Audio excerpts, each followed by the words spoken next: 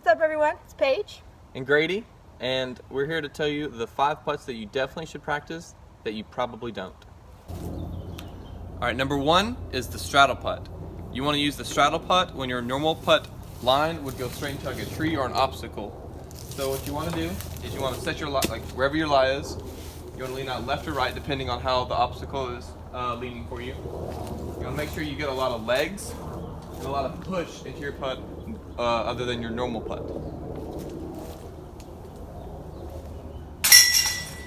All right, the second putt is the flick putt. Now you might have a lie or a situation where you try to straddle out and it's just awkward and you really don't have a good swing at it. The flick putt is a great tool that you can use.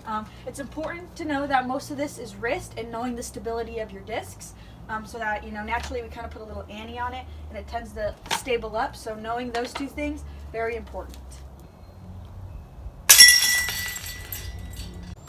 Putt number 3 is the turbo putt. You want to use the turbo putt when your normal putt can't go through something or around it and you have to go over it.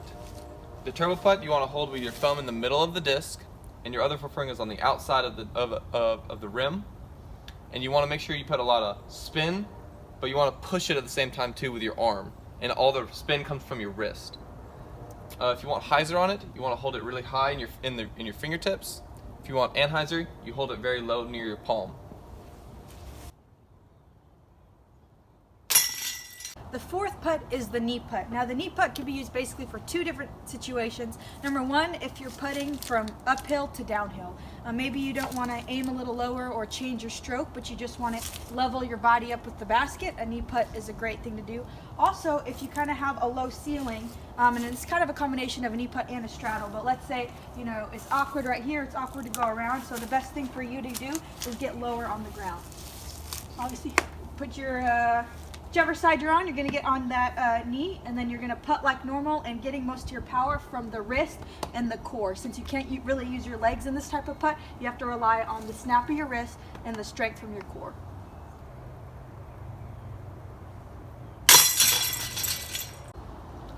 The 5th and final putt is the horseshoe putt.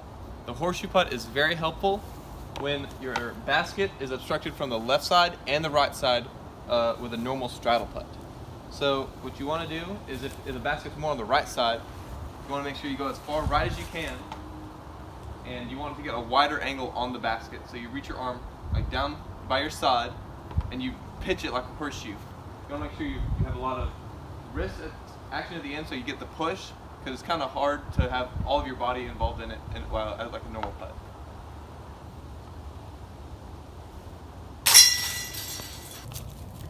Alright, so those are the 5 putts that you probably don't practice that you really should. These putts are very unlikely to happen in a tournament, but when they do, you're already familiar with the motion and you'll be ready to pick up some strokes on some folks. Alright, thanks for watching.